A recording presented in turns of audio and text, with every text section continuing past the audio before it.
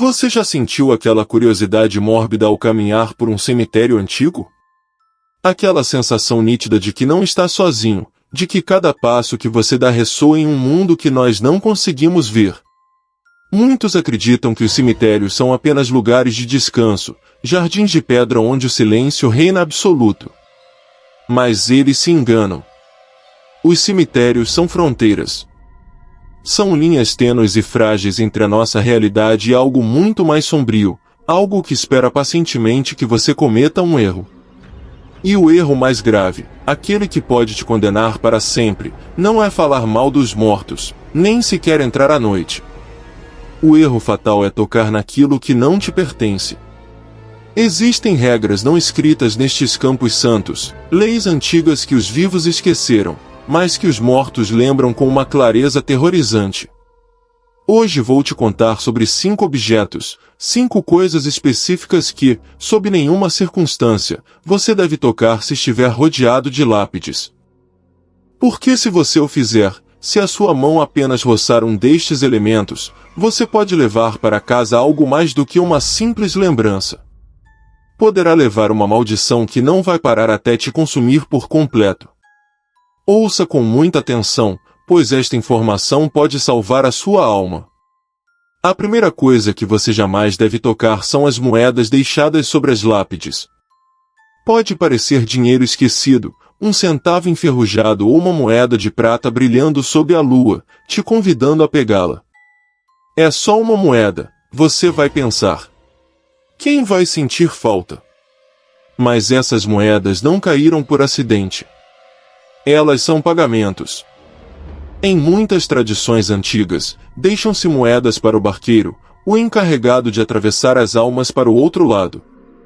Se você pega essa moeda, está roubando a passagem de um espírito. Imagine a ira de uma entidade que fica presa no limbo, vagando na escuridão eterna, só porque você quis um troféu. Dizem que aqueles que roubam as moedas dos mortos começam a ouvir passos atrás deles, o tilintar de metal em seus bolsos vazios, e finalmente, sentem o peso de uma mão invisível que os arrasta para a terra. Não é o seu dinheiro. Nunca foi. Deixe-o lá. O segundo objeto proibido é muito mais tentador para os amantes da natureza, as flores murchas de um túmulo esquecido. Às vezes, você verá um buquê seco, preto e quebradiço sobre uma cova que ninguém visita há décadas. Você pode sentir o impulso de limpá-la, de mover essas flores mortas para arrumar o local. Não faça isso. Essas flores absorveram a energia da decomposição e da dor. Ao tocá-las, você interrompe o ciclo natural da oferenda. Existem histórias de pessoas que, após limparem flores secas de um túmulo alheio, começaram a ver suas próprias plantas em casa murcharem instantaneamente, sua comida apodrecer em questão de minutos e sua própria pele começar a secar e rachar, como se a morte tivesse sido contagiada através dos dedos. As oferendas, mesmo as podres, pertencem à terra e ao defunto. Intervir é convidar a decadência para a sua própria vida. O terceiro é talvez o mais perigoso porque parece inofensivo: os brinquedos nos túmulos das crianças. Nada parte mais o coração do que ver um carrinho enferrujado ou uma boneca de porcelana suja sobre uma lápide pequena. A tristeza te invade, e talvez você sinta a necessidade de ajeitar o brinquedo, de endireitá-lo. Pare. Esses objetos são vínculos emocionais extremamente poderosos.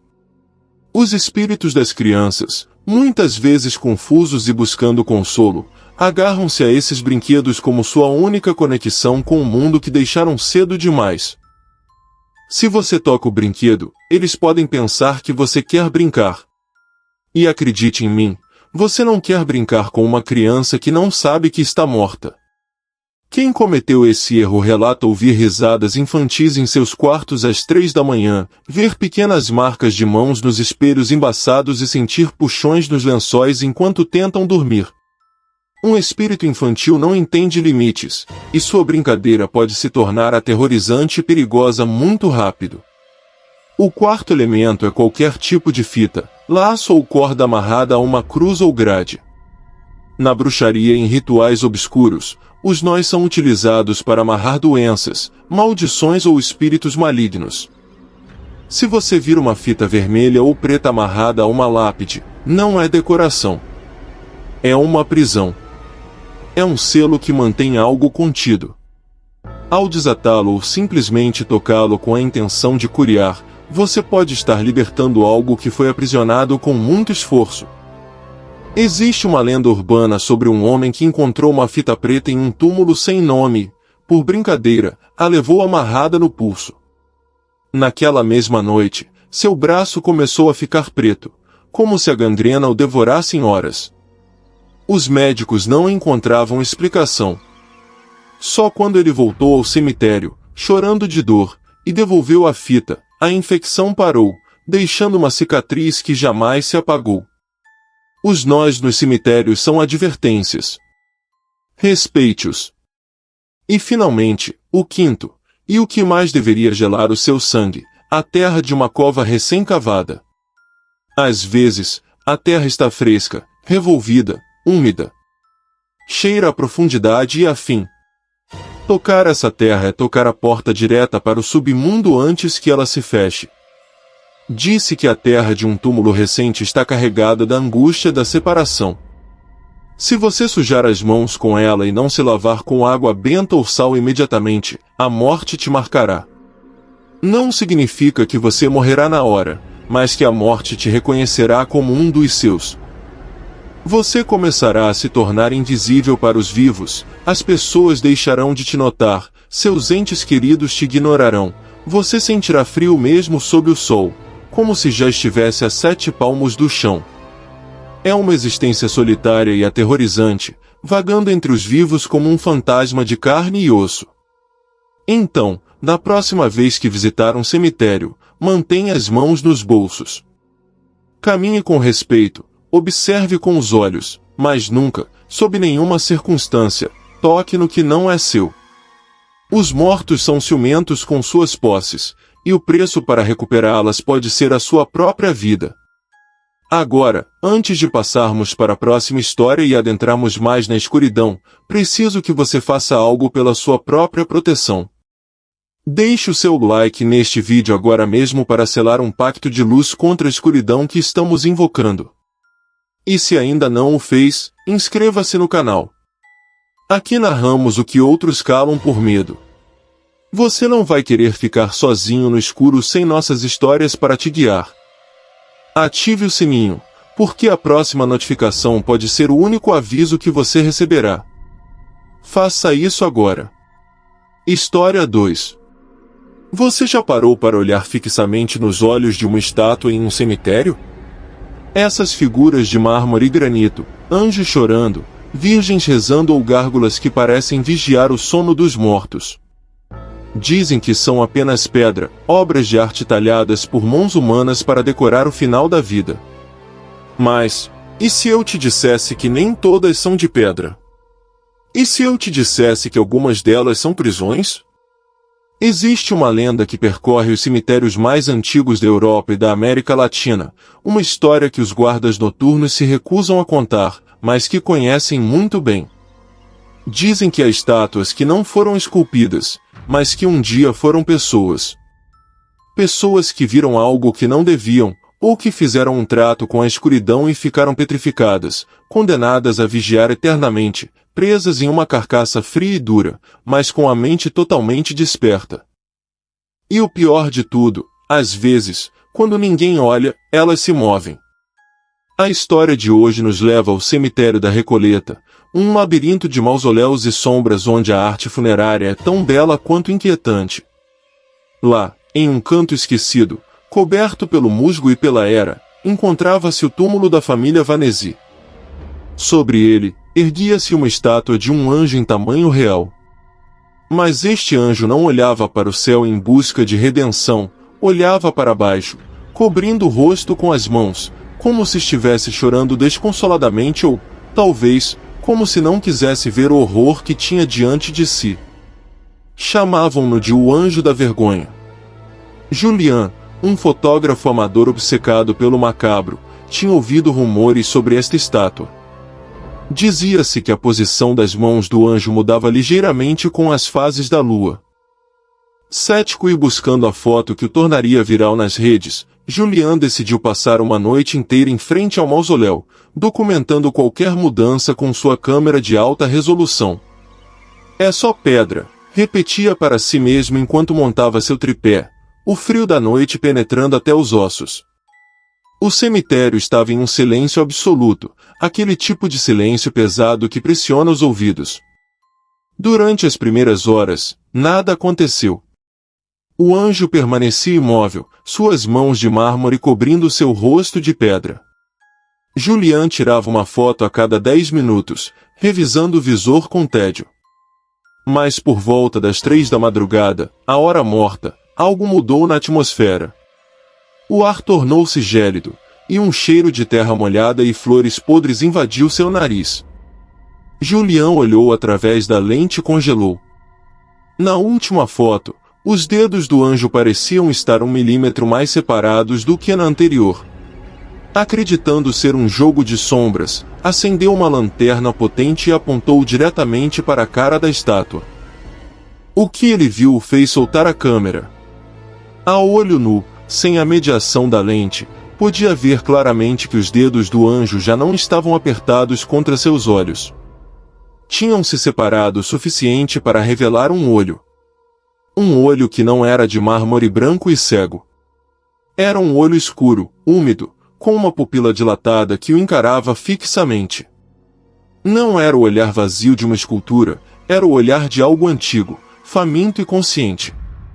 Julian quis correr, suas pernas tremiam violentamente, mas uma curiosidade mórbida e paralisante o manteve preso ao chão. "É um truque", sussurrou, sua voz falhando na solidão do Campo Santo. Então, ele ouviu o som. Foi um ruído áspero, rangente, como 2 pedras pesadas esfregando-se uma na outra com uma força imensa. Gahaak. O som vinha de cima, do pedestal. O anjo estava baixando as mãos. Lenta, agonizantemente devagar, os braços de pedra desciam, revelando um rosto que não era de tristeza, mas de pura malícia. A boca do anjo estava torcida em um sorriso cruel, mostrando dentes que pareciam afiados pedaços de quartzo. Julian tentou recuar, mas tropeçou em uma raiz e caiu de costas sobre a terra úmida. Do chão, viu como a estátua dava um passo à frente. O som do pé de mármore batendo na laje de granito ressoou como um tiro na noite. A estátua não caminhava como um humano, movia-se aos trancos, rompendo sua própria estrutura de pedra a cada movimento para se recompor um instante depois. Craque, golpe, craque, golpe. Aproximava-se dele. Julian tentou gritar, mas o medo havia fechado sua garganta. O anjo da vergonha inclinou-se sobre ele, sua sombra cobrindo a luz da lua. E então, a estátua falou. Não com cordas vocais, mas com um som que parecia vir das profundezas da terra, uma vibração que ressoava diretamente no crânio de Julian. Você olha, disse a voz de pedra. Agora, nós olhamos. Julian sentiu uma mão fria e pesada, dura como o granito, fechar-se ao redor do seu tornozelo. A dor foi insuportável, sentiu seus ossos estalarem sob a pressão da pedra. Tentou se arrastar, cravando as unhas na terra, mas a força da entidade era absoluta. Foi arrastado, não para a saída, mas para o mausoléu aberto atrás da estátua. A escuridão do interior do túmulo era absoluta, um abismo negro que parecia engolir a luz. Enquanto era puxado para o breu, Julian viu pela última vez o rosto do anjo. Já não sorria. Agora tinha uma expressão de paz, como se tivesse encontrado o que estava procurando. Na manhã seguinte, o guarda do cemitério encontrou a câmera de Julian jogada na grama, com a lente quebrada. Não havia sinal do fotógrafo. A polícia investigou, buscaram pegadas, revisaram as câmeras de segurança do perímetro, mas Julian havia desaparecido no ar. O caso foi encerrado meses depois como um desaparecimento sem solução. No entanto, se você visitar esse mausoléu hoje, notará algo estranho. O anjo da vergonha mudou. Já não está sozinho. Aos seus pés, há uma nova estátua, uma figura menor, ajoelhada e gritando em um esgar de terror eterno, com as mãos estendidas como quem pede ajuda. O detalhe do rosto é impressionante, você quase poderia jurar que se parece com Julian. E dizem que, se você se aproximar o suficiente em uma noite silenciosa, pode ouvir um leve batimento vindo do interior dessa nova estátua de pedra. Não confie no que está imóvel. Em um cemitério, a quietude é apenas uma máscara. As estátuas observam, esperam e, às vezes, caçam. Elas precisam de almas para se manterem eternas, e sua curiosidade é o convite perfeito. Nunca olhe nos olhos de uma estátua por muito tempo. Você pode ser o próximo a se juntar à sua coleção de pedra. Esta história nos lembra que há limites que não devemos cruzar. Se você sentiu um calafrio percorrendo suas costas, é porque seu instinto sabe que isso é real. Ouça o seu instinto e proteja sua energia agora mesmo. Dê um like neste vídeo para que a luz te acompanhe e inscreva-se no canal. Ao se inscrever, você se une à nossa comunidade de valentes que se atrevem a olhar onde outros fecham os olhos. Não deixe que o medo te paralise, haja agora, deixe seu like e ative o sininho. Nos vemos na próxima história, se é que você se atreve a voltar. História 3. Existe um medo ancestral que habita no canto mais escuro da mente humana, um terror que supera o de fantasmas ou demônios, a tafofobia, o medo de ser enterrado vivo. Imagine por um segundo acordar na escuridão absoluta, o ar viciado e escasso, o cheiro de madeira envernizada e terra úmida, e a terrível compreensão de que você está preso em uma caixa 2 metros abaixo da superfície, enquanto o mundo lá em cima continua girando, surdo aos seus gritos. No século XIX, esse medo era tão real que inventaram os caixões de segurança, equipados com um mecanismo de corda atado a um sino na superfície. Se o falecido acordasse, podia puxar a corda, tocar o sino e alertar o guarda noturno. Mas, o que acontece quando o sino toca em um túmulo que está fechado há mais de 100 anos? O que acontece quando a corda já apodreceu, mas o metal continua repicando no meio da noite?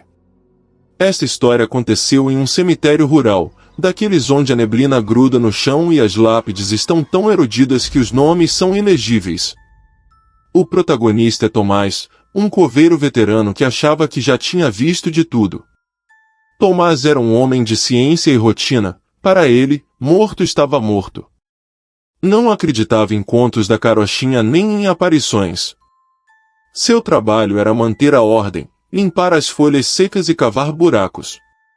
No entanto, havia uma seção do cemitério que ele evitava, o setor antigo, uma parcela vitoriana cheia de mausoléus góticos e túmulos com aqueles velhos sistemas de sinos enferrujados, silenciados pela ferrugem e pelo tempo.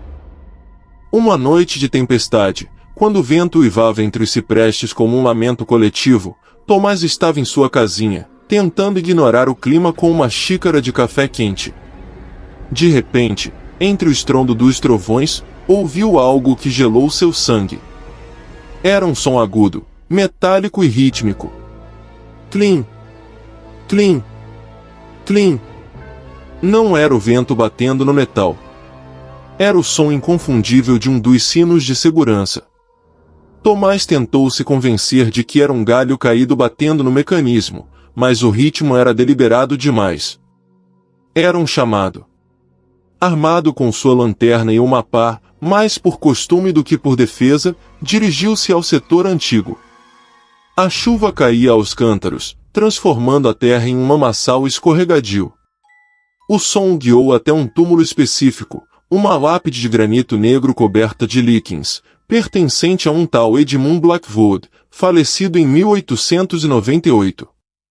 O pequeno sino de bronze, montado sobre uma estaca de ferro, movia-se freneticamente. Mas aqui estava o horror. A corda que deveria conectar o sino com o interior do caixão não existia. Tinha se desintegrado há décadas. O sino movia-se sozinho, impulsionado por uma força que não obedecia à física. Tomás ficou paralisado, com a luz da lanterna tremendo em sua mão.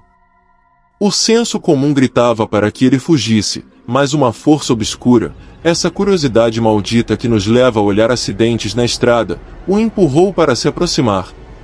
Então, o som do sino cessou de repente. E foi substituído por algo pior. Lá de baixo, através de 2 metros de terra compacta, ouviu arranhões. Scrip, scrip, scrip. Não eram batidas de alguém pedindo ajuda, era o som frenético de unhas, ou garras, arranhando a madeira com uma violência desumana. E depois, uma voz. Não era um grito de socorro. Era um sussurro gutural que parecia filtrar-se pelos poros da terra. Deixe-me entrar. Não disse deixe-me sair. Disse deixe-me entrar. O terror puro apoderou-se de Tomás, mas a lógica da sua mente colapsou. Em um estado de transe, começou a cavar. Não sabia por que o fazia. Talvez quisesse provar a si mesmo que não havia nada ali, que era uma alucinação. Ou talvez, a entidade lá embaixo tivesse o poder de controlar a vontade dos vivos. Cavou durante horas, sob a chuva, até que a pá bateu na madeira podre do caixão antigo. O cheiro que emanou da fenda não era de decomposição humana, cheirava a enxofre e a algo antigo, como o ar de uma caverna selada por milênios. Com as mãos sangrando, Tomás arrancou a tampa podre do caixão. Iluminou o interior, esperando encontrar um esqueleto. Mas não havia ossos. O caixão estava vazio de restos humanos. Em seu lugar, havia um túnel. Um buraco perfeitamente redondo no fundo da caixa, que afundava na escuridão infinita da terra, muito mais profundo do que qualquer cova deveria ser. E desse buraco subia um calor insuportável e o som de milhares de sussurros. Tomás compreendeu então o erro fatal das palavras que tinha ouvido. A coisa não estava presa no caixão querendo sair para a superfície, a coisa vinha de muito mais baixo e usava o túmulo como uma porta para entrar no nosso mundo. Algo emergiu do buraco. Uma mão pálida, longa, com articulações demais, agarrou-se à borda do caixão. Depois outra. Tomás tentou recuar, mas a lama o prendeu. Viu um rosto assomar do abismo, uma cara que imitava as feições humanas, mas sem compreendê-las totalmente, os olhos estavam onde deveria estar a boca, e a boca era uma fenda vertical na testa. A criatura emitiu aquele som de sino com sua própria garganta, mimetizando o chamado para atrair sua presa. Tomás gritou, um grito que se perdeu na tempestade, enquanto a criatura se arrastava para fora do túnel, faminta depois de um século de espera. No dia seguinte, encontraram o túmulo de Edmund Blackwood aberto. A terra estava revolvida, o caixão destroçado e exposto. De Tomás, o coveiro, só encontraram sua lanterna, ainda acesa, apontando para o interior do caixão. O fundo da caixa estava intacto, madeira sólida e terra. Não havia túnel. Não havia buraco. Mas quem se atreveu a olhar de perto notou algo perturbador na madeira interna do caixão. Havia marcas de unhas frescas, profundas e desesperadas. Mas não eram marcas de alguém tentando sair. Eram marcas de alguém que tinha sido arrastado para dentro, agarrando-se à madeira em uma última tentativa inútil de não ser levado para o abismo. Desde então, ninguém trabalha à noite naquele cemitério. Os moradores dizem que, se você encostar o ouvido na terra perto do túmulo de Blackwood, não ouve o silêncio da morte. Você ouve o som distante de um sino, e o choro de um homem que cava eternamente na escuridão, esperando encontrar uma saída que não existe. Os cemitérios são portas, e alguns sinos não tocam para pedir ajuda, mas para anunciar que o jantar está servido. Sente esse peso no peito? Essa sensação de que o quarto ficou menor enquanto você ouvia? É o medo real batendo à sua porta. Não deixe essa sensação ficar com você. Quebre o feitiço agora mesmo. Dê like neste vídeo para se ancorar de novo à realidade e se proteger do que rasteja sob a terra. E inscreva-se. É vital que você se inscreva. Apenas aqueles que conhecem estas histórias estão preparados para identificar os sinais.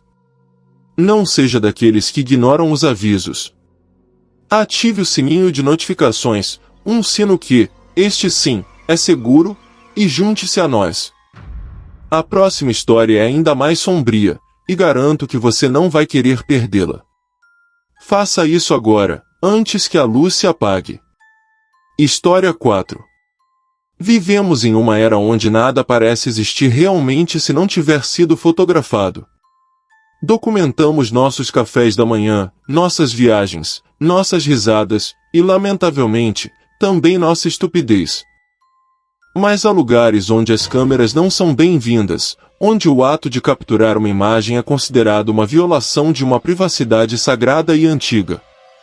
Os cemitérios são santuários de silêncio, e embora muitos os visitem buscando a foto artística perfeita de um anjo de pedra sob a neblina ou a selfie gótica junto a um túmulo antigo, ignoram que a lente de uma câmera funciona de maneira diferente do olho humano. O olho humano tem filtros, mecanismos de defesa que nosso cérebro ativa para ignorar sombras ou figuras que não conseguimos processar. A câmera não. A câmera é um olho mecânico, frio e objetivo que captura tudo, absolutamente tudo, até mesmo aquilo que vibra numa frequência que os vivos não deveriam perceber. Existe uma lenda entre os fotógrafos do paranormal sobre o retrato roubado, uma história que vai te fazer pensar 2 vezes antes de sacar seu celular em um campo santo. Essa história segue Helena, uma influenciadora de redes sociais que havia construído sua carreira baseando-se na estética do macabro. Seu perfil estava cheio de fotos em lugares abandonados, hospitais psiquiátricos em ruínas, e claro, cemitérios históricos. Helena não tinha respeito pela história nem pelos mortos. Para ela, uma lápide do século XVIII era simplesmente um excelente fundo para destacar sua maquiagem pálida. Buscava likes, não conexões espirituais. Um dia, decidiu visitar o Cemitério dos Mártires, um lugar fechado ao público, famoso por suas estátuas realistas e sua atmosfera opressiva. Pulou a grade dos fundos ao entardecer, buscando aquela luz dourada e moribunda que seus seguidores tanto gostavam. Caminhando entre os túmulos, encontrou um mausoléu peculiar. Não tinha nome, nem data, nem cruz.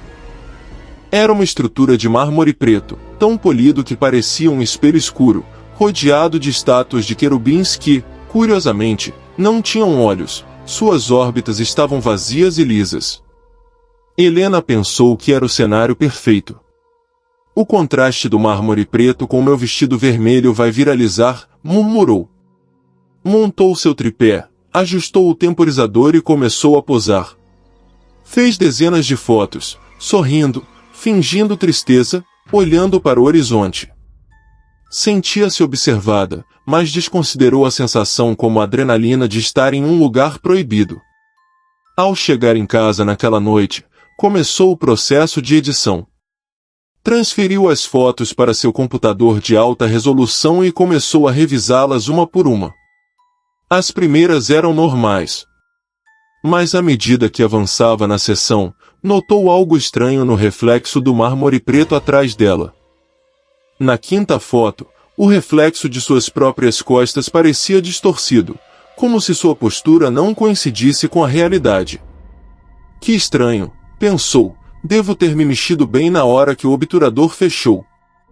Mas ao dar zoom, um frio glacial percorreu sua coluna. Não era que ela tivesse se mexido. Era que o reflexo no mármore não usava seu vestido vermelho. O reflexo mostrava uma mulher com um vestido de renda preta, antigo, de uma época vitoriana, parada exatamente atrás de onde Helena estivera. O coração de Helena começou a bater com força. Passou para a próxima foto. Nesta, Helena olhava para a câmera sorrindo, mas no reflexo do mármore preto, a mulher do vestido antigo já não estava de costas. Tinha se virado. Agora olhava para a nuca de Helena. E não tinha rosto. Onde devia estar a cara, havia um redemoinho de fumaça cinza, uma neblina densa que parecia vibrar na tela. Helena tentou apagar a foto, mas o computador travou. A tela piscou e, por um segundo, o rosto de fumaça pareceu se aproximar do primeiro plano. Aterrorizada, Helena desligou o computador e decidiu ir dormir, convencendo-se de que era um erro da câmera, um glitch digital ou uma pareidolia causada pelo cansaço. Mas naquela noite, o sono não veio. Por volta das 3 da madrugada, seu celular, que estava carregando na mesa de cabeceira, acendeu sozinho. A tela iluminou o quarto escuro com uma luz espectral. Helena o pegou com as mãos trêmulas. A galeria de imagens estava aberta. E estava passando as fotos da sessão do cemitério, uma atrás da outra, como uma apresentação de slides rápida. Mas as fotos tinham mudado. Em cada imagem nova que passava, a figura do mármore preto estava mais perto de Helena. Em uma foto, a mão da mulher fantasma estava sobre o ombro de Helena. Na seguinte, seus dedos longos e esqueléticos se emaranhavam em seu cabelo. Na próxima, a figura estava colada às suas costas, sussurrando em seu ouvido. Helena tentou desligar o celular, mas ele não respondia. Gritou e o atirou contra a parede. O telefone caiu com a tela para cima, intacto, mostrando a última foto da série.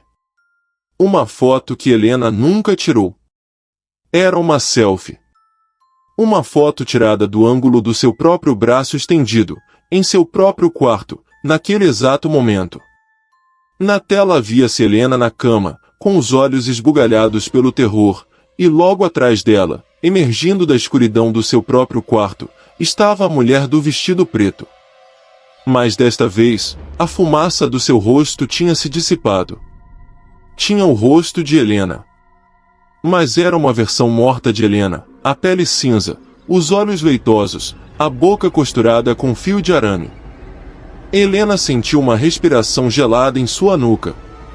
O ar do quarto cheirava a flores podres e mármore frio. Lentamente, muito lentamente, virou-se para o espelho do seu armário. E ali, no reflexo, viu que não estava sozinha.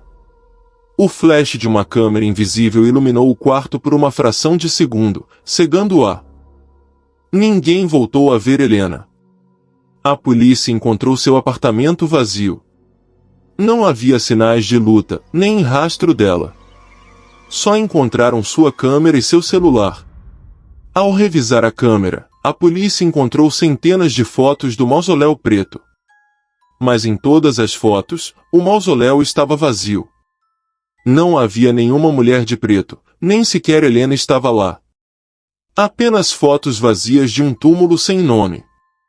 No entanto, em seu celular, havia uma última imagem publicada em seu perfil do Instagram minutos antes de seu desaparecimento oficial. A foto mostrava o mausoléu de mármore preto. E presa dentro do reflexo da pedra, gritando em silêncio com as mãos pressionadas contra a superfície a partir do interior, estava Helena. A lenda diz que se você der zoom nessa foto, pode ver como seus olhos te seguem, suplicando que não cometa o mesmo erro, suplicando que pare de olhar. Cada vez que você tira uma foto em um cemitério, captura um instante de tempo em um lugar onde o tempo não existe. Às vezes, o que você captura não quer ficar na imagem. Às vezes, quer sair. E às vezes, para sair, precisa trocar de lugar com quem segura a câmera. Você teria coragem de revisar agora mesmo as fotos antigas que tem no seu celular? Tem certeza de que o fundo está vazio? Tem certeza de que esse reflexo na janela é seu? Talvez você não devesse olhar. Mas o que você deve fazer, pela sua própria segurança digital e espiritual, é deixar o seu like neste vídeo. É uma forma de proteção, uma barreira de luz entre você e o que espreita nos pixels escuros. E inscreva-se no canal. Você precisa estar informado. Precisa saber quais regras não quebrar. Ative o sininho para que a próxima história chegue até você antes que você chegue até ela. Não deixe para depois. O obturador já está pronto para disparar. Inscreva-se agora. História 5. Você já caminhou por um cemitério e sentiu o impulso de ler os nomes das lápides em voz alta? Aqui jaz Maria, descanse em paz, Antônio. Fazemos isso como um ato de respeito, uma forma de reconhecer que essas pessoas existiram, de dar-lhes um momento de vida através do nosso fôlego. Mas há uma regra oculta na demonologia antiga e nas tradições esotéricas que esquecemos perigosamente: a voz é energia. A voz é vibração. E num lugar onde o silêncio é a lei, falar é um ato de poder. Ao pronunciar um nome, você o invoca. Ao ler uma inscrição, está recitando um feitiço, mesmo que não saiba. E há túmulos que não foram projetados para serem lembrados, mas para serem esquecidos. Túmulos que não têm nomes, mas advertências escritas em línguas mortas, esperando que um incauto com boa dicção lhes empreste sua voz para romper o selo. Nossa história segue Daniel, um estudante de filologia clássica apaixonado por epigrafias antigas. Daniel passava seus fins de semana nos cemitérios mais velhos da cidade, buscando inscrições latinas raras, epitáfios poéticos ou erros gramaticais na pedra talhada. Para ele, o cemitério era uma biblioteca ao ar livre.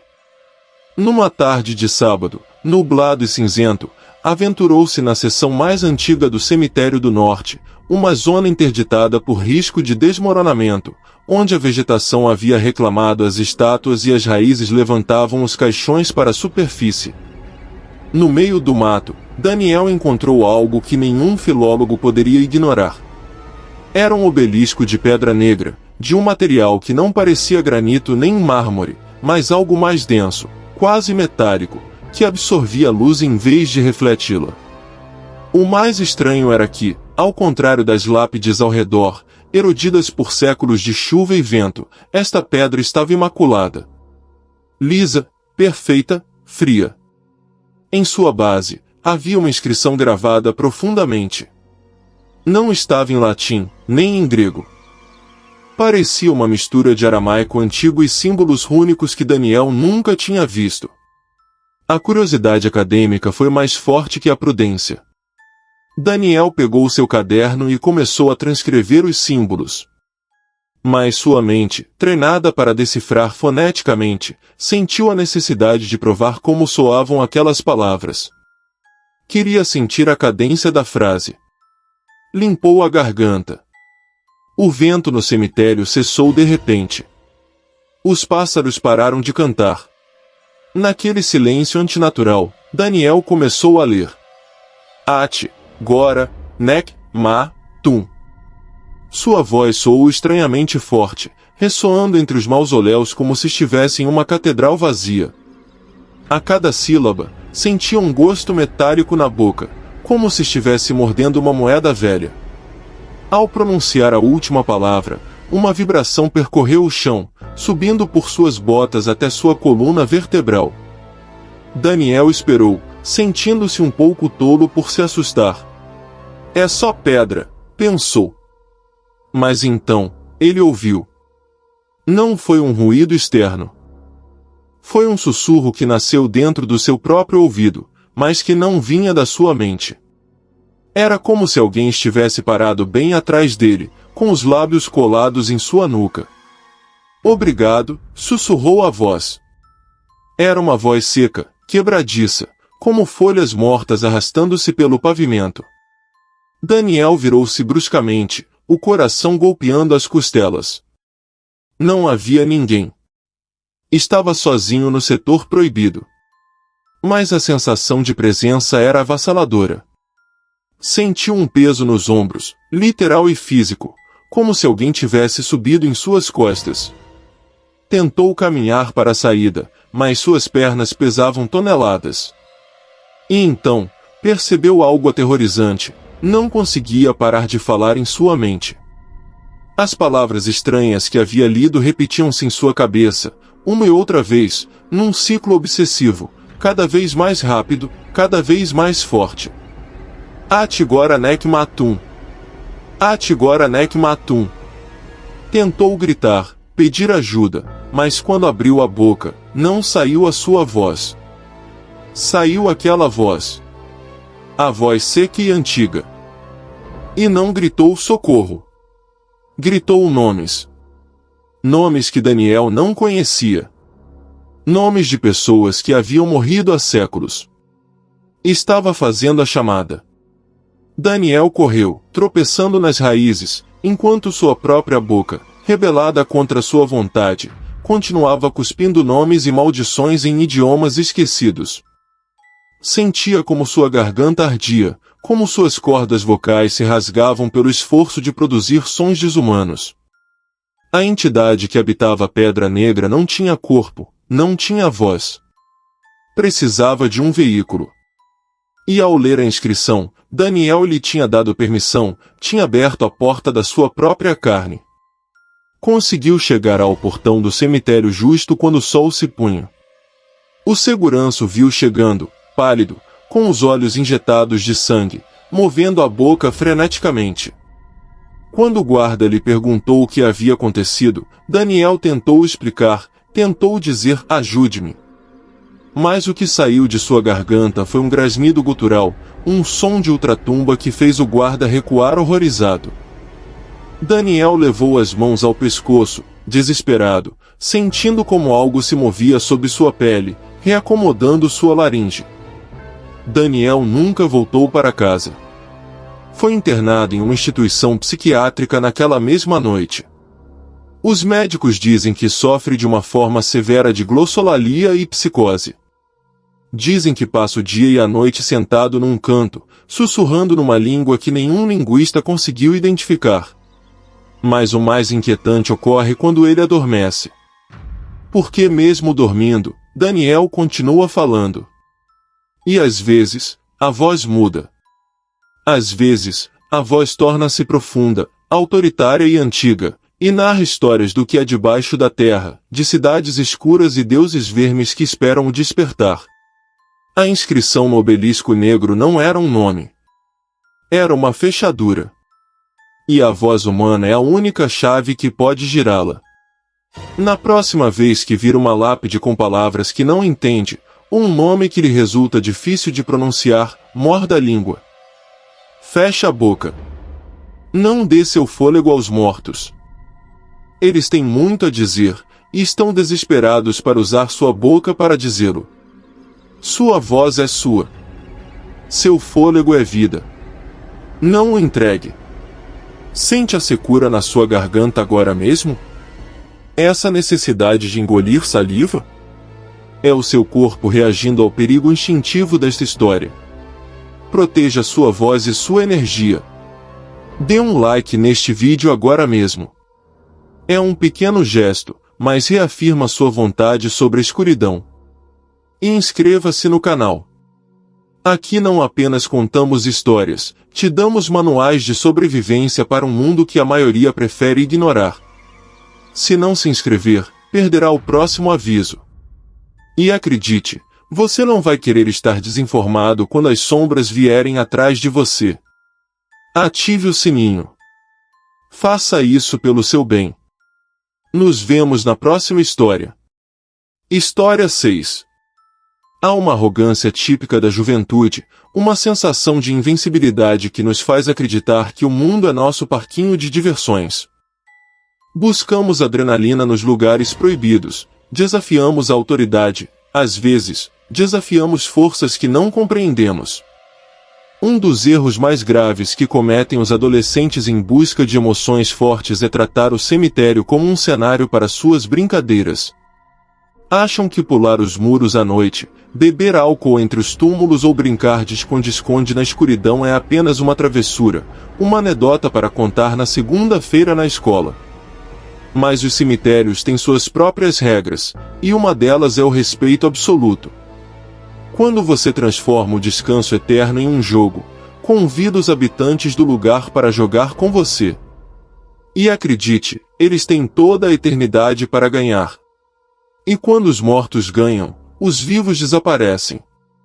Esta é a história de um grupo de 5 amigos: Lucas, Sofia, Diego, Carla e Mateu. Eram o típico grupo de ensino médio, barulhentos e céticos. Uma noite de outubro, decidiram entrar no cemitério geral, um lugar imenso e labiríntico conhecido por suas estátuas vitorianas e seus mausoléus familiares que pareciam pequenas casas de pedra. A ideia foi de Diego, brincar de esconde-esconde na seção mais antiga do cemitério, onde a iluminação pública não chegava e a lua era a única testemunha. A regra era simples, um contava até 100 na entrada principal, e os outros deviam se esconder. O último a ser encontrado ganhava o dinheiro que todos haviam colocado em uma aposta comum. Mateu, o mais ágil do grupo, estava decidido a ganhar. Enquanto Carla contava com os olhos fechados apoiada no portão de ferro, Mateu correu para o fundo, ignorando as lápides escorregadias e as cruzes tortas. Queria encontrar um lugar impossível, um esconderijo mestre. Adentrou-se tanto que os sons da cidade desapareceram, substituídos pelo sussurro do vento nos ciprestes. Encontrou um panteão familiar semi-enterrado pela passagem do tempo. A porta de ferro forjado estava enferrujada e, para sua sorte, o cadeado havia cedido há anos, deixando uma abertura de apenas uns 30 centímetros. Perfeito! Mateu deslizou pela abertura, raspando a jaqueta, e caiu dentro do panteão. O ar lá dentro era diferente. Não apenas estava frio, estava estagnado, pesado, com um cheiro adocicado e metálico que revirou seu estômago. Acendeu a tela do celular por um segundo para se orientar. Estava numa pequena sala de mármore. Aos lados, nichos selados. Mas ao fundo, um dos nichos estava quebrado, aberto como uma boca negra. Mateu pensou que era o lugar ideal. Se entrasse nesse buraco e ficasse quieto, Carla jamais o encontraria. Desligou o celular para não ser delatado pela luz e se encolheu na escuridão, esperando. Os minutos passaram. Ouvia ao longe os gritos abafados de seus amigos sendo encontrados, as risadas nervosas. Mas ninguém se aproximava do seu setor. Mateu sorriu na escuridão. Ia ganhar. No entanto, o sorriso se apagou quando ouviu um som dentro do panteão, bem ao seu lado. FFFFT. FFFFT. Era o som de tecido arrastando-se sobre a pedra. Mateu prendeu a respiração. Diego? É você, sussurrou, pensando que outro amigo tinha tido a mesma ideia. Ninguém respondeu. O silêncio voltou, mais denso que antes. Mateu tentou se convencer de que era um rato ou sua imaginação. Mas então, sentiu algo. Uma mão. Uma mão fria, ossuda e extremamente longa pousou suavemente sobre seu ombro vinda de trás. O terror o paralisou. Sua mente lógica dizia que era impossível alguém estar atrás dele, porque ele estava contra a parede do fundo. Lentamente, com o coração batendo na garganta como um martelo, virou a cabeça. Seus olhos, já acostumados à penumbra, distinguiram uma figura agachada no canto mais escuro do panteão. Não era nenhum de seus amigos. Era uma figura humana, mas desproporcional, envolta em farrapos de roupa que pareciam fundir-se com sua pele acinzentada. A coisa tinha a cabeça inclinada, o cabelo longo e sujo cobrindo o rosto. Mateu quis gritar, quis sair correndo, mas seus músculos não respondiam. A figura levantou a cabeça lentamente. Não tinha olhos, apenas órbitas vazias cheias de escuridão, e uma boca costurada com arame enferrujado que sorria de maneira antinatural. A criatura levantou um dedo longo e descarnado em direção onde deveriam estar seus lábios e emitiu um som sibilante. SHHHHH. A voz ressoou dentro da cabeça de Mateu, não em seus ouvidos. Não faça barulho, ou vão te encontrar. E se te encontrarem, o jogo acaba. Nós não queremos que o jogo acabe. Queremos que você fique escondido, para sempre. Mateu compreendeu com horror que a entidade não o estava ameaçando, estava ajudando a se esconder. Para essa coisa, o jogo era sagrado. E ganhar significava desaparecer. A criatura o abraçou. Não foi um ataque violento. Foi um abraço protetor, gélido e firme. Mateus sentiu como a pedra do panteão parecia amolecer, tornando-se como barro, absorvendo. Suas pernas começaram a afundar no chão de mármore sólido. Gritou, desta vez gritou com todas as suas forças, mas o som não saiu de sua boca.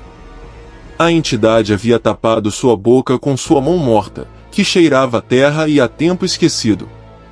SHHHH, você é muito bom brincando, sussurrou a coisa no ouvido de Mateus enquanto ele afundava até a cintura, depois até o peito. Ninguém vai te encontrar aqui. Você será o campeão eterno. Lá fora, Carla e os outros procuraram Mateus durante horas. Gritaram seu nome até ficarem roucos. Pensaram que ele estava pregando uma peça de mau gosto e tinha ido para casa. Mas na manhã seguinte, Mateus não apareceu. A polícia rastreou o cemitério com cães. Passaram bem na frente do panteão onde Mateus tinha entrado. Os cães latiram furiosamente frente à porta enferrujada, mas quando os oficiais entraram, só encontraram poeira e nichos vazios. Não havia rastro de Mateus. No entanto, um dos policiais notou algo estranho no chão de mármore do panteão. Havia uma mancha escura, uma sombra na pedra que tinha vagamente a forma de uma pessoa encolhida, com uma expressão de grito eterno congelada no padrão do mármore. Parecia um veio natural da pedra, mas era detalhado demais, humano demais. Mateus nunca foi encontrado. Seus amigos deixaram de se falar, consumidos pela culpa e pelo medo. Mas dizem que se você for a esse cemitério e se aproximar desse panteão específico, pode ouvir algo se prestar muita atenção. Não são lamentos, nem gritos de ajuda. É o som de alguém contando números em voz muito baixa, uma e outra vez, esperando que o jogo termine para poder sair. Mas o jogo nunca termina. Nunca brinque em um cemitério. Os mortos não entendem de metáforas. Para eles, esconder-se é desaparecer da face da terra. E se você pedir para brincar, eles garantirão que você ganhe, mesmo que o prêmio seja sua própria existência. Agora, peço que faça algo importante. Não se esconda. Faça-se presente. Dê um like neste vídeo para marcar sua presença no mundo dos vivos. É um sinal de que você continua aqui, de que não foi absorvido pelas sombras. E inscreva-se no canal. É a única forma de manter-se alerta. Nossas histórias são avisos, mapas dos perigos que nos rodeiam. Se não se inscrever, estará navegando às cegas em um oceano de escuridão. Ative o sininho e compartilhe isto com seus amigos, antes que decidam brincar onde não devem. Nos vemos na próxima história. História 7. Você já ouviu aquele velho ditado que diz: quem canta, seus males espanta? Usamos a música para tudo, para celebrar, para chorar, para esquecer e para nos fazer companhia quando o silêncio se torna pesado demais. Às vezes, quando caminhamos sozinhos por uma rua escura, cantarolamos uma canção ou assobiamos uma melodia para nos dar coragem, para preencher o vazio com algo familiar e humano. Mas há lugares onde o vazio não está realmente vazio. Há lugares onde o silêncio é um respeito obrigatório, uma lei sagrada. E nesses lugares, como cemitérios, a música não espanta os males, ela os atrai. Existe uma regra de ouro entre os coveiros e os bruxos: jamais, sob nenhuma circunstância, você deve assobiar em um cemitério. O assobio é um som agudo que viaja longe, que atravessa as barreiras entre os mundos. Para os espíritos que vagam na escuridão, um assobio não é música, é um convite. É como abrir a porta da sua casa de par em par no meio da noite e gritar: estou aqui. E acredite, sempre há algo ouvindo, esperando um convite para entrar. A história de hoje nos apresenta Gabriel, um jovem músico talentoso, mas incrivelmente arrogante. Gabriel vivia para sua música, sempre usava fones de ouvido, sempre estava batucando ritmos nas mesas ou assobiando novas composições. Para ele, o mundo era seu palco e não tinha respeito pelas tradições. Numa noite de sexta-feira, depois de um ensaio que se estendeu até a madrugada, Gabriel decidiu pegar um atalho para chegar em casa. O atalho implicava cruzar o cemitério de São Lázaro, um campo santo antigo que cortava o caminho para seu bairro pela metade. Seus amigos o avisaram para não entrar, para dar a volta, mas Gabriel riu. Medo de um monte de pedras e ossos, disse com desdém. Os mortos não ouvem, e se ouvem, com certeza vão gostar da minha música. Gabriel pulou o muro baixo do setor oeste e aterrissou na grama úmida. O cemitério estava mergulhado numa escuridão quase líquida, quebrada apenas pela luz pálida de uma lua minguante. O ar cheirava a cipreste e terra fria. Gabriel ajeitou a jaqueta e começou a caminhar entre os túmulos, sentindo-se valente, quase desafiador. Para quebrar o silêncio opressivo que o rodeava, começou a assobiar.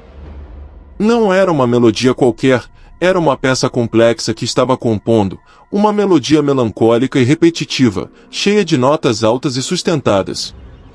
Fiu, fiu, fiu. O som cortava o ar quieto da noite, rebatendo nos mausoléus de mármore. Gabriel sentia-se acompanhado por sua própria criação.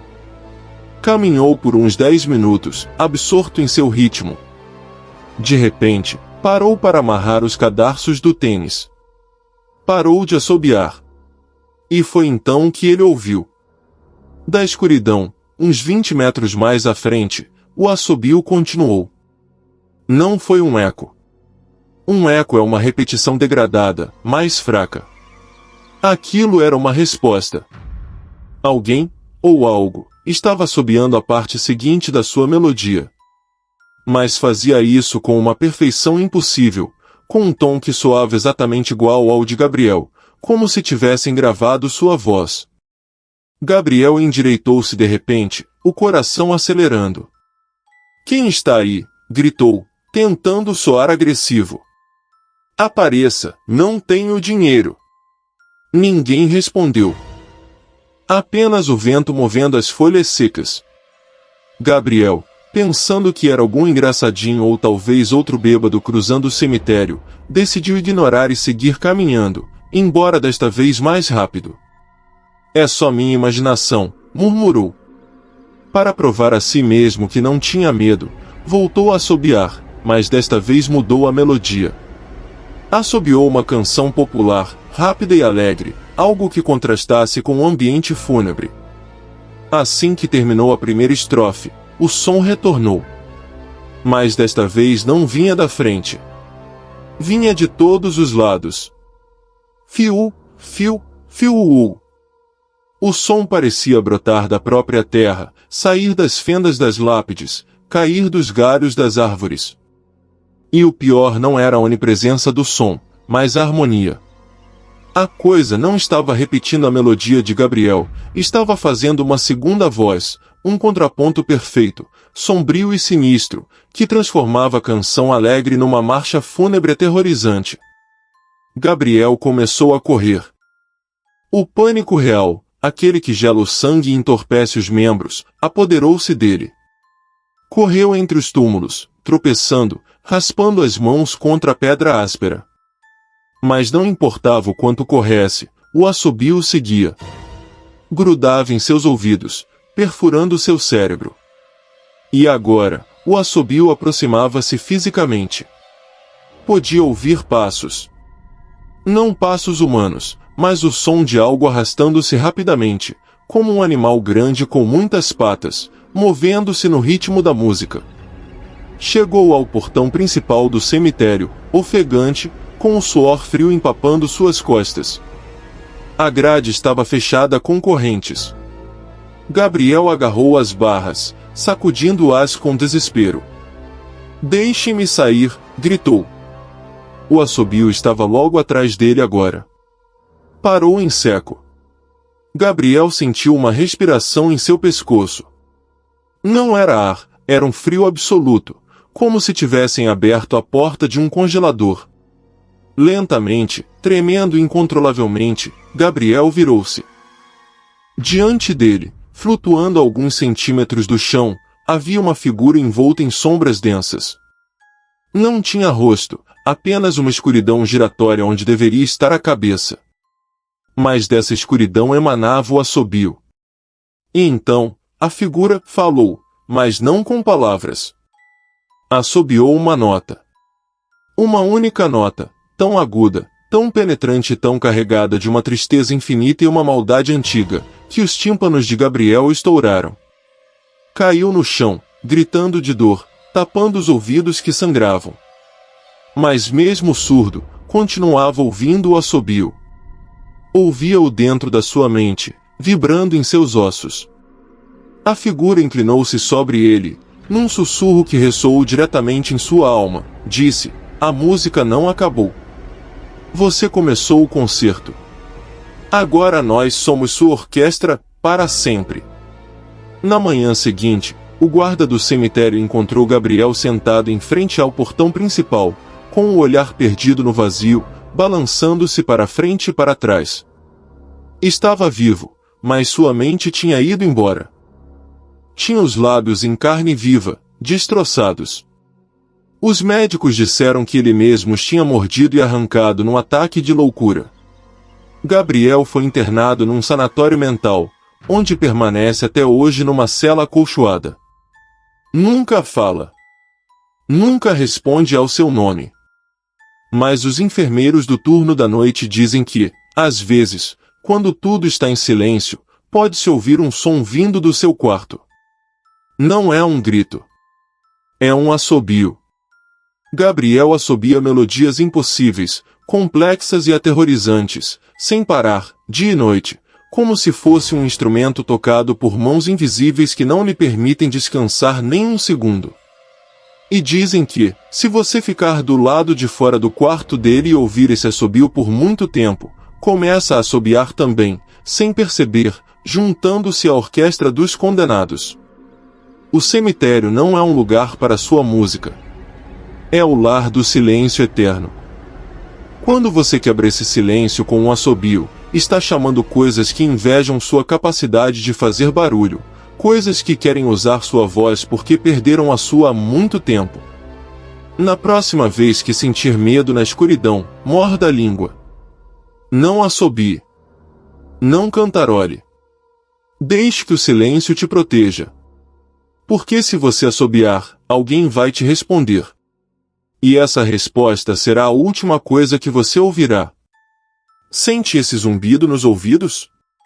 Essa melodia que parece querer se formar na sua cabeça? Não a deixe sair.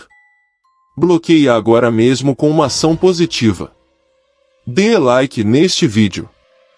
É a sua forma de romper a conexão, de dizer eu controlo a minha voz. E inscreva-se no canal. É vital.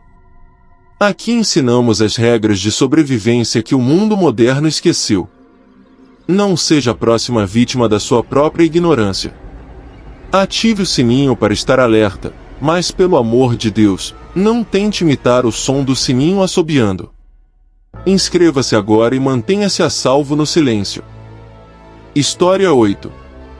O sangue é muito mais do que um fluido biológico que corre em nossas veias, é a moeda de troca mais valiosa do universo espiritual.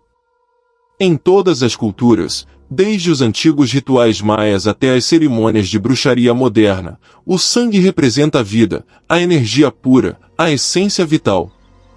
É o combustível que mantém nossa alma atada ao nosso corpo. Por isso, existe uma regra de segurança fundamental que os zeladores de cemitérios conhecem, mas raramente compartilham com os visitantes. Nunca, sob nenhuma circunstância, você deve entrar em um cemitério com uma ferida aberta. E se você se cortar estando lá dentro, deve sair imediatamente. O solo de um cemitério está faminto. Está cheio de entidades que perderam seu calor há muito tempo e que desesperam por sentir, nem que seja por um segundo, a centelha da vida. Uma única gota de sangue caída sobre a terra de um túmulo esquecido pode ser suficiente para despertar algo que deveria ter permanecido adormecido. Não é superstição, é uma lei da física espiritual. A energia não se cria nem se destrói, ela se transfere. E se você oferece seu sangue, eles o tomarão, e não vão parar em uma única gota. A história de hoje nos apresenta Ricardo, um homem pragmático e trabalhador que foi contratado para restaurar as grades de ferro de um panteão familiar no setor antigo do cemitério. Ricardo não acreditava em fantasmas. Para ele, os mortos eram apenas pó e lembranças. Sua preocupação era a ferrugem e a solda. Era uma tarde quente de verão, o ar estava quieto e pesado, e o único som era o zumbido dos insetos. Enquanto trabalhava lixando uma ponta de ferro particularmente enferrujada, a ferramenta escorregou. O metal dentado rasgou a palma da sua mão esquerda. Foi um corte profundo, feio. Maldição, resmungou Ricardo, sacudindo a mão por instinto. Gotas de sangue fresco, vermelho e brilhante, voaram pelo ar e aterrissaram sobre a terra seca do túmulo que estava consertando. O túmulo não tinha nome, apenas uma laje de pedra cinza rachada pelo tempo. Ricardo viu como as gotas de sangue caíam sobre a fenda principal da pedra. O normal teria sido o sangue ficar lá, secando ao sol. Mas não foi isso que aconteceu. O sangue foi absorvido pela pedra instantaneamente, como se fosse água caindo sobre uma esponja sedenta. Desapareceu em um segundo, deixando a pedra tão seca e cinza quanto antes. Ricardo sentiu uma tontura repentina, uma pontada de náusea que o obrigou a sentar-se. Pensou que fosse o calor ou a impressão do corte. Envolveu a mão num pano sujo e decidiu fazer uma pausa. Mas enquanto estava sentado, apoiado contra o mausoléu vizinho, notou que o silêncio do cemitério havia mudado. Já não se ouviam os insetos. O ar tinha ficado frio, antinaturalmente frio para uma tarde de verão. E então, ouviu o som. Glup! Glup! Era um som úmido, rítmico, que vinha de debaixo da laje onde seu sangue tinha caído. Soava como alguém engolindo com dificuldade, como uma garganta seca hidratando-se depois de anos de sede. Ricardo pôs-se de pé, cambaleando. Sua mão ferida começou a pulsar dolorosamente, mas não era uma dor normal. Sentia como se algo estivesse puxando o sangue de dentro, sugando-o para fora. O pano empapou-se de vermelho em questão de segundos. A hemorragia não parava, pelo contrário, fluía com mais força, como se houvesse um imã invisível debaixo da terra traindo o líquido vital. A laje de pedra se moveu. Só um pouco. 1 centímetro. Mas foi o suficiente para que um cheiro de podridão antiga e cobre escapasse do túmulo. Ricardo tentou caminhar para a saída, mas suas pernas não respondiam. Estava fraco, pálido, drenado. Sentia-se como se tivesse corrido uma maratona em 5 minutos. Caiu de joelhos. Da sua posição no chão, viu como algo começava a brotar da fenda do túmulo. Não era uma mão, nem um osso. Eram veias. Fios vermelhos, finos como cabelos, surgiram da pedra e rastejaram pelo chão em direção a ele, movendo-se como vermes frenéticos buscando sua fonte de alimento. Eram capilares espectrais, materializados pela energia do sangue que Ricardo havia derramado. Aproximavam-se da sua mão ferida, buscando reconectar-se, buscando beber diretamente da fonte. Ricardo, com o terror dando-lhe uma última injeção de adrenalina, conseguiu pôr-se de pé e correr.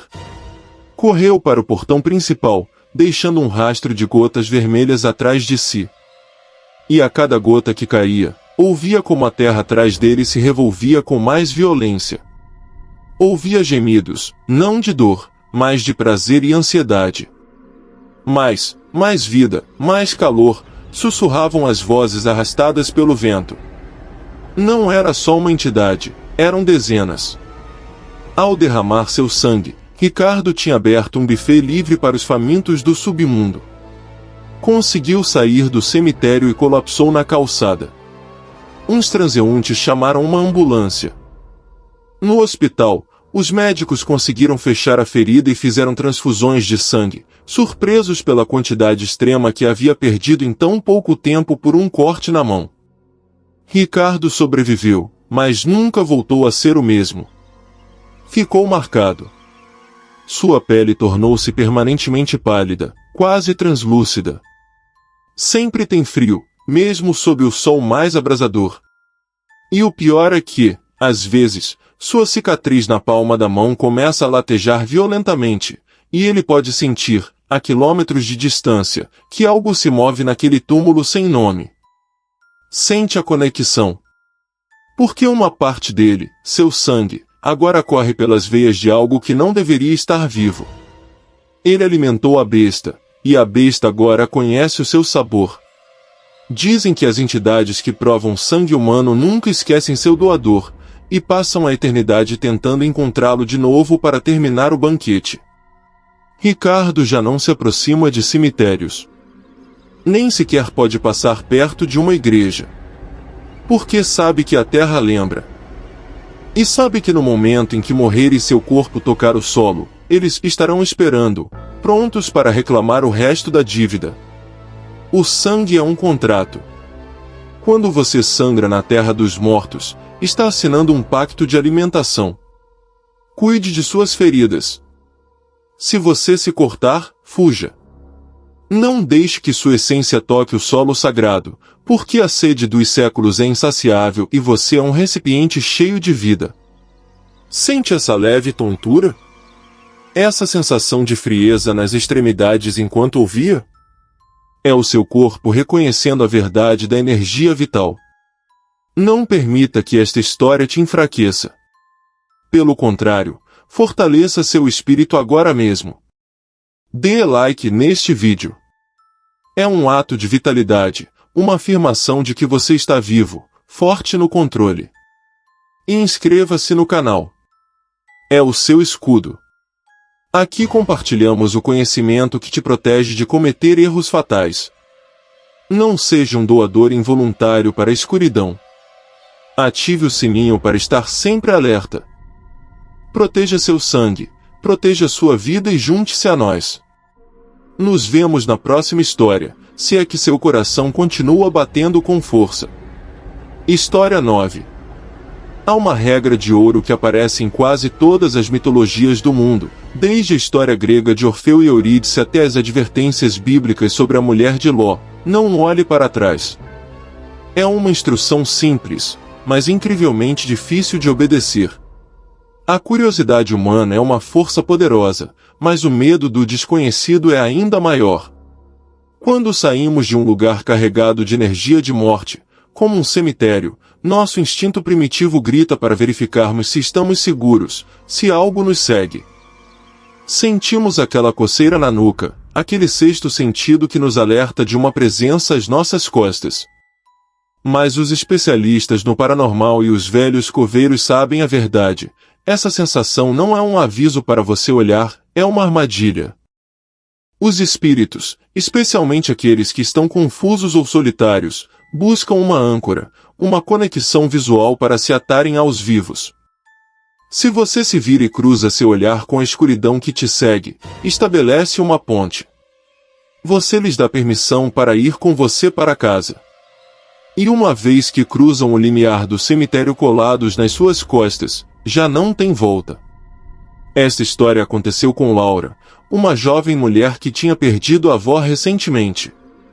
Laura visitava o cemitério todos os domingos à tarde, ficando até o último minuto possível. Era um cemitério antigo, cheio de árvores frondosas que criavam túneis de sombra mesmo nos dias ensolarados.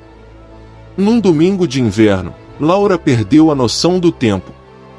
O sol começou a se pôr, tingindo o céu de um violeta amoratado, e a neblina começou a levantar-se do chão úmido. Ouviu o sino distante do guarda anunciando o fechamento dos portões. Era hora de ir. Laura despediu-se do túmulo da avó, ajeitou o cachecol e começou a longa caminhada para a saída principal. O caminho de cascalho estalava sob suas botas, quebrando o silêncio absoluto do lugar. Mas a poucos metros, Laura notou algo. O som de seus passos tinha eco. Cric, crac, cric, crac. No início, pensou que era a acústica do local. Mas parou para ajeitar a bolsa, e o som dos passos atrás dela continuou por mais um segundo antes de parar. Cric, crac. Um calafrio percorreu suas costas. Não havia mais ninguém no caminho visível. É o vento, disse a si mesma, acelerando o passo. Mas a sensação de ser observada intensificou-se. Não era apenas um olhar, sentia uma pressão física nas omoplatas, como se duas mãos invisíveis estivessem prestes a empurrá-la ou a abraçá-la.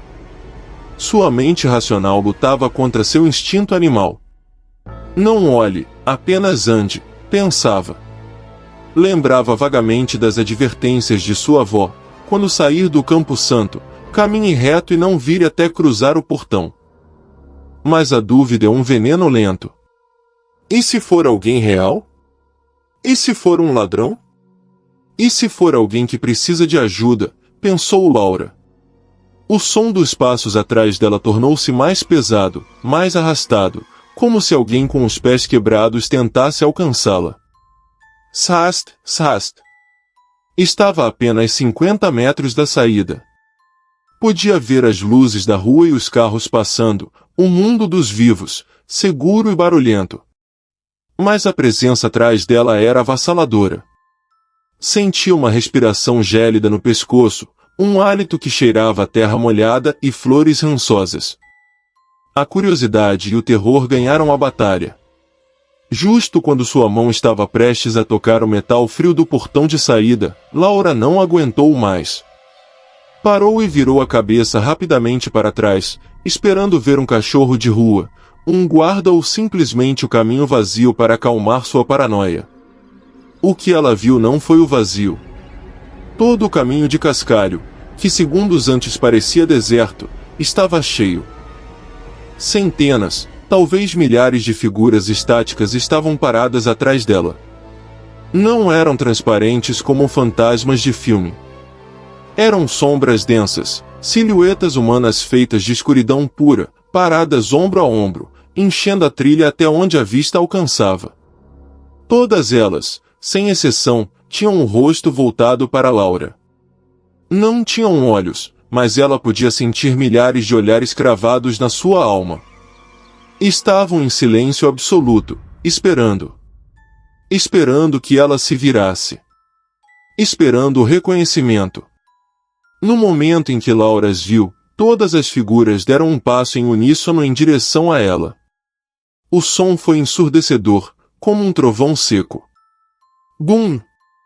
Laura gritou, deu meia volta e correu para a rua, cruzando o portão como se o diabo a perseguisse.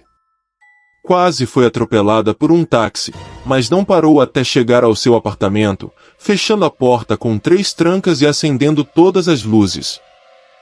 Sentou-se no sofá, tremendo, tentando convencer-se de que tinha sido uma alucinação pelo estresse do luto. Ninguém me seguiu até em casa, repetia. Estou segura.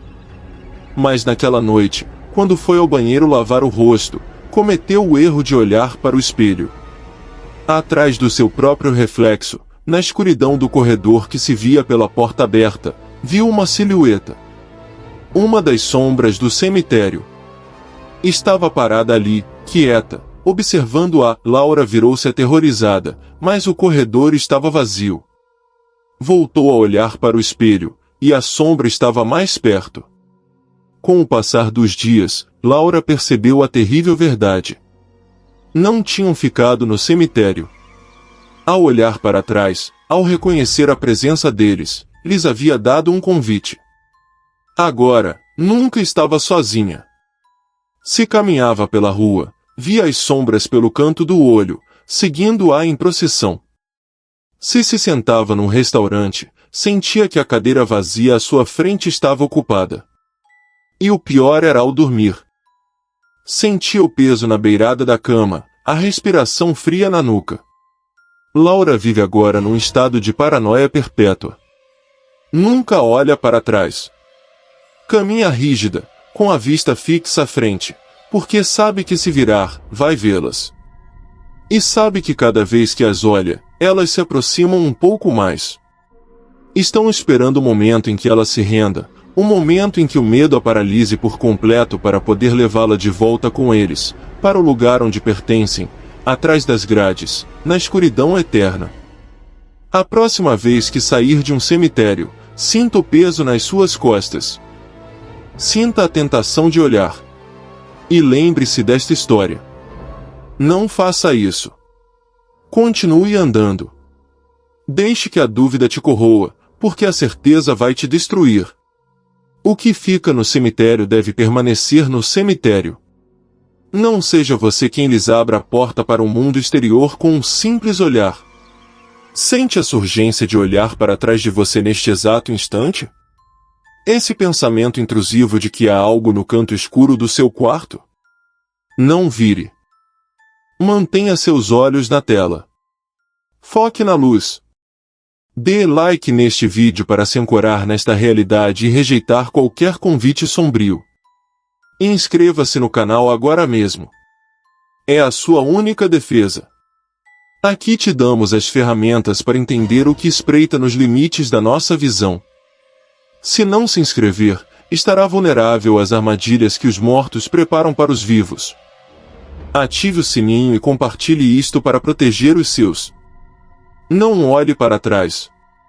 Olhe para a frente, para a próxima e última história. Inscreva-se já. História 10. Chegamos ao final do nosso percurso, a porta de saída. Mas antes de você ir, há uma última verdade que deve saber, a mais perigosa de todas. Falamos de objetos malditos, de estátuas que se movem e de sombras que te seguem. Mas há um evento, um fenômeno raro e catastrófico, que ocorre nos cemitérios quando a lua se oculta e a neblina é tão densa que você não consegue ver suas próprias mãos. Chama-se o funeral negro. A maioria das pessoas acredita que os enterros são rituais exclusivos dos vivos para despedir os mortos. Enganam-se. Os mortos têm suas próprias cerimônias, seus próprios ritos sagrados.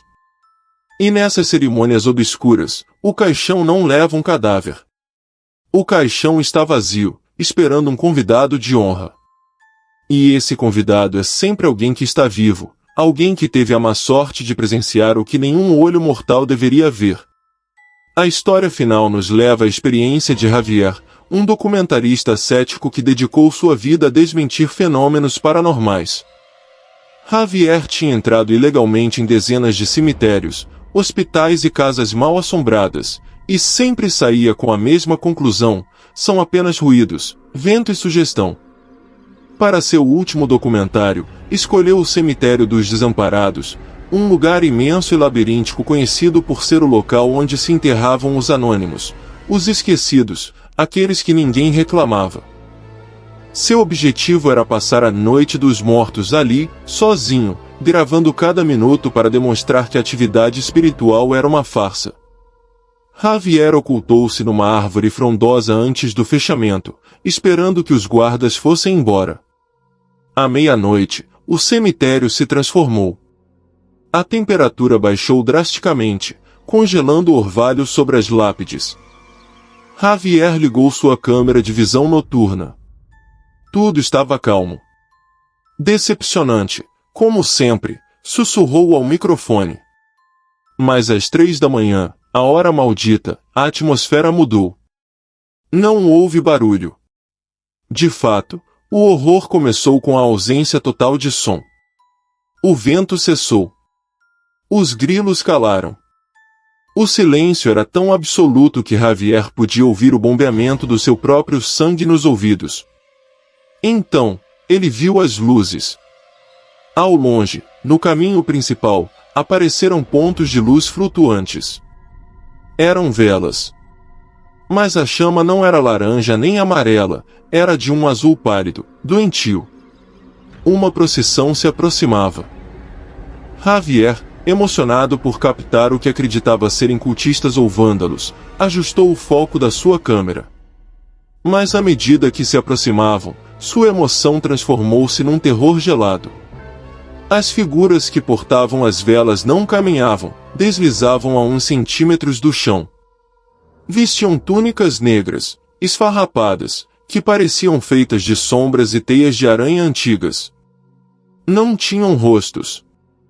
Debaixo dos capuzes só havia escuridão, um vazio negro que absorvia a luz das velas espectrais. Eram dezenas, marchando em filas perfeitas, carregando um caixão de madeira negra, enorme e ornamentado com prata desgastada. Javier prendeu a respiração, sabendo que estava presenciando algo impossível. A procissão parou bem debaixo da sua árvore, em frente a uma cova aberta que Javier jurava que não estava ali fazia uns minutos. Os encapuzados rodearam o buraco. O caixão foi depositado no chão com uma suavidade antinatural. Javier deu zoom com sua câmera, buscando detalhes, buscando truque. Foi então que um dos encapuzados, aquele que parecia dirigir a cerimônia, levantou a cabeça. Não para o céu, mas diretamente para a árvore onde estava Javier. O documentarista sentiu um golpe físico no peito, como se uma mão invisível lhe tivesse arrancado o ar dos pulmões. A figura ergueu uma mão esquelética e apontou para o caixão. A tampa do féretro abriu-se lentamente, rangendo com o som de 1000 almas gritando ao mesmo tempo. O caixão estava vazio. Mas o interior estava forrado de cetim vermelho, e sobre o travesseiro, havia algo. Uma fotografia. Javier ajustou a lente ao máximo, suas mãos tremendo violentamente. A imagem na tela da câmera clareou. Era uma foto dele. Não uma foto velha, mas uma captura de tela daquele preciso momento, dele escondido na árvore, com a cara desfigurada pelo medo. Naquele instante, Javier compreendeu a natureza do funeral negro. Não estavam enterrando um morto. Tinham vindo buscar o morto. E o morto era ele. Tentou descer da árvore e correr, mas os galhos ganharam vida. A madeira retorceu-se ao redor de seus tornozelos e pulsos como serpentes constritoras. Javier gritou, mas nenhum som saiu de sua garganta, o silêncio do cemitério tinha engolido sua voz. A procissão de encapuzados começou a levitar em direção a ele, subindo pelo tronco da árvore como insetos escuros. Arrancaram-no dos galhos com uma força brutal e o arremessaram no chão, bem na borda da cova aberta. Javier tentou arrastar-se para longe, mas estava paralisado. Viu como levantavam o caixão e o colocavam verticalmente à sua frente. A caixa negra parecia crescer, tornar-se infinita. As figuras o empurraram. Não houve dor, apenas um frio insuportável, o frio do zero absoluto, o frio do esquecimento. Caiu dentro do caixão e a tampa fechou-se de golpe, selando seu destino. A última coisa que Javier ouviu foi o som da terra caindo sobre a tampa de madeira. Tum, tum, tum. Não o estavam enterrando vivo. Estavam enterrando em uma realidade diferente, na dimensão dos esquecidos, onde o tempo não passa e a escuridão é eterna. Na manhã seguinte, os guardas encontraram a câmera de Javier jogada na grama, intacta. Ao revisar a gravação, viram as 3 horas de estática e escuridão. Mas os últimos 10 segundos mostravam algo que a polícia classificou como falha técnica corrupta. A imagem mostrava o interior de uma caixa de madeira, completamente no escuro, iluminada brevemente pelo flash vermelho da bateria fraca da câmera. Nesse lampejo, via-se o rosto de Javier, gritando em silêncio, com os olhos completamente brancos, enquanto mãos feitas de sombra lhe cobriam a boca a partir da escuridão de trás. Javier nunca foi encontrado. Seu nome juntou-se à lista dos desaparecidos, mais um habitante do cemitério dos desamparados. O cemitério é um espelho. Se você olhar por muito tempo na sua escuridão, a escuridão devolve o olhar e decide que gosta de você.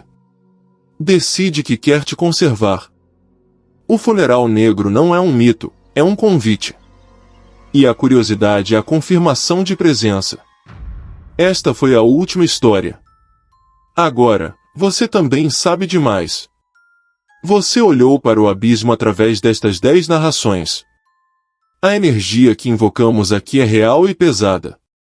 Você não pode simplesmente fechar este vídeo e seguir com sua vida como se nada tivesse acontecido. Você precisa fechar o portal. Precisa quebrar o vínculo. Dê um like neste vídeo agora mesmo. É sua oferenda de paz, sua maneira de dizer respeito à escuridão, mas escolho a luz. E, o mais importante, inscreva-se no canal. Ao se inscrever, você se une à nossa legião, cria uma barreira de proteção comunitária. Se você for embora sem se inscrever, vai embora sozinho. E depois do que você ouviu, você realmente quer ficar sozinho esta noite? Ative o sininho para que, quando a escuridão voltar a chamar, estejamos aqui para te guiar. Não hesite. Clique agora. Salve sua alma. Nos vemos do outro lado.